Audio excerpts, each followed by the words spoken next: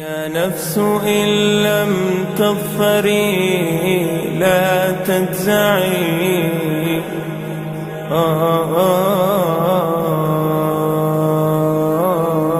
نحمده ونصلي على رسوله الكريم أما بعد। জীবনের চলার পথে কখনো নিজেকে বড় একা একা লাগে, মনে হয় কোথাও সাহায্য করার কেউ নেই, মনের আকুতিগুলো শোনার কেউ নেই, হৃদয়ের ব্যথাগুলো বোঝার কেউ নেই। জীবনটাকে মনে হয় ধুধু মরুভূমি, স্বপ্ন ও প্রত্যাশার গলা টিপে ধরে ব্যর্থতা ও হতাশা। বর্তমান ও ভবিষ্যতের প্রান্তর জুড়ে যেন নেমে আসে ঘোর আঁধার। অনেক তরুণ আছেন বেকার, চাকরির পেছনে ছুটতে ছুটতে ত্যক্ত বিরক্ত হয়ে উঠেছেন। অনেক ভাই দারিদ্র্যের কষাঘাতে জর্জরিত, অভাবের আগুনে জ্বলছেন দিনের পর দিন। অনেক ভাই পারিবারিক অশান্তিতে ভুগছেন। অনেক ভাই আছেন অসুস্থ, বিছানায় পড়ে আছেন। অনেক ভাই গুনাহের সাগরে হাবুডুবু খাচ্ছেন, হিদায়াতের পথে উঠে আসার হিম্মত পাচ্ছেন না। জীবনে চলার পথে এমনও হাজার সমস্যা আছে যেগুলো প্রতিনিয়ত আমাদের বুঝিয়ে দেয় আমরা কতটা অক্ষম, কতটা অসহায়। অনেক ভাই মুসিবতে পড়লেই ভীষণ অস্থির হয়ে পড়েন। অনেকে মানসিক চাপ সামলাতে না পেরে আত্মহত্যা পর্যন্ত করে বসেন। আল্লাহ আমাদের হেফাজত করুন। প্রিয় মুসলিম ভাই ও বোন, সমস্যায় ভরা এই জগতে আপনি মোটেও একা নন। আপনার একজন রব আছেন, আপনার একজন মালিক আছেন, আপনার একজন অভিভাবক আছেন, যার কাছ থেকে আপনি এসেছেন এবং যার কাছে আপনি পুনরায় ফিরে যাবেন। পৃথিবীতে যিনি আপনাকে বাঁচিয়ে রাখেন, রিজিক দেন, প্রতিপালন করেন, যিনি আপনাকে ইসলামের নিয়ামত দান করেছেন, আপনাকে ঈমানের দৌলত দান করেছেন, কুফর ও শিরক থেকে আপনাকে হেফাজত করেছেন। যতদিন আপনি ইসলামের গণ্ডির ভেতরে আছেন, আপনার বুকে যতদিন ঈমানের আলো আছে, আপনার ভয়ের কোনো কারণ নেই। আল্লাহ রাব্বুল আলামিন ইরশাদ করেন, যালিকা বিআন্নাল্লাহা মাওলাল্লাযীনা আমানু ওয়া আন্নাল কাফিরিনা লা মাওলা লাহুম।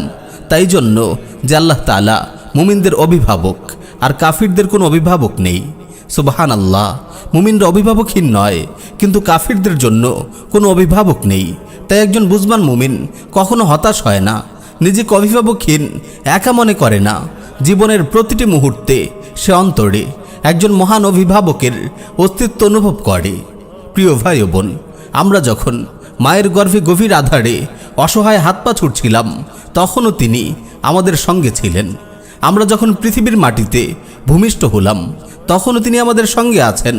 আর যখন একদিন পৃথিবীর মায়া ছেড়ে আমরা কবরের নিকষ আঁধারে পাড়ি জমাবো, তখনও তিনি আমাদের সঙ্গে থাকবেন।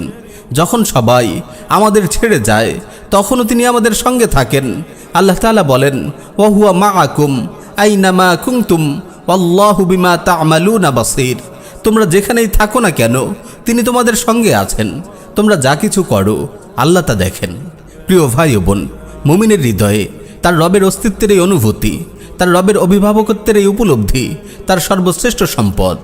মরু, সাগর, পাহাড় কিংবা জঙ্গল, যেখানেই থাকুক সে কখনো একাকিত্ব বোধ করে না। চরম নির্জনতার সময়ও সে তার রবের সান্নিধ্য অনুভব করে। যখন তার মাথায় মুসিবতের পাহাড় ভেঙে পড়ে, যখন আশার সব দরজা বন্ধ হয়ে যায়, তখনও সে ভেঙে পড়ে না, সাহস হারিয়ে ফেলে না। কারণ সে জানে তার একজন অভিভাবক আছেন যিনি তাকে দেখছেন। সে সাধ্যমতো চেষ্টা করে, কখনোই হাল ছেড়ে দেয় না, আর তার অভিভাবকের কাছে বিপদ থেকে মুক্তি প্রার্থনা করে। সে তার মনের দুঃখ ও ব্যথাগুলো আল্লাহর কাছে খুলে বলে, আপনি বেকার তো কি হয়েছে, চেষ্টা করতে থাকুন, আল্লাহ আছেন, একটি ব্যবস্থা নিশ্চয়ই হয়ে যাবে। হয়তো একটু বিলম্ব হবে, একটু বেশি ছোটাছুটি করতে হবে, আপনি চেষ্টা চালিয়ে যান। আপনার প্রয়োজনগুলো আল্লাহকে বলুন। অভাব চারদিক থেকে আপনাকে ঘিরে ধরেছে, কোনো সমস্যা নেই, আপনি আপনার চেষ্টা অব্যাহত রাখুন। আল্লাহ আছেন এই অভাব এবং অভাব দূর করার জন্য। আপনার এই প্রচেষ্টা দুটোই আপনার কল্যাণ বয়ে আনবে ইনশাআল্লাহ। আপনি অসুস্থ, ভয় পাবেন না। আল্লাহ আছেন। মুমিনের জন্য সুস্থতা ও অসুস্থতা দুটি নিয়ামত। আপনি সাধ্যমতো চিকিৎসা করুন আর আল্লাহর কাছে সুস্থতার জন্য দোয়া করুন। ইনশাআল্লাহ আপনার জন্য কল্যাণের ফয়সালা হবে। আপনি গুনাহের সাগরে হাবুডুবু খাচ্ছেন, আল্লাহর ওয়াস্তে হতাশ হবেন না। আপনি কিছুতেই শয়তানের কাছে হার মানবেন না। আপনি লড়াই চালিয়ে যাবেন, আল্লাহ আছেন, তিনি আপনাকে সাহায্য করবেন ইনশাআল্লাহ। আল্লাহ রাব্বুল আলামিন ইরশাদ করেন, ওয়াল্লাযীনা জাহাদু ফীনা লানাহদিয়ান্নাহুম সুবুলানা। আর যারা আমার পথে চেষ্টা সাধনা করে, আমি অবশ্যই তাদেরকে আমার পথে পরিচালিত করব। প্রিয় ভাই ও বোন, জীবনে নানান সমস্যা আসবে, নানান চ্যালেঞ্জ আসবে, জীবনে সুখ আসবে, দুঃখও আসবে, হাসিও থাকবে, কান্নাও থাকবে, অভাব যেমন আসবে, প্রাচুর্য আসবে। কিন্তু কখনোই সাহস হারিয়ে ফেলবেন না, একেবারে হতাশ হয়ে পড়বেন না, কারণ আপনি একা নন, আপনার অভিভাবক আছেন। তিনি সব কিছু জানেন, সব কিছু দেখেন।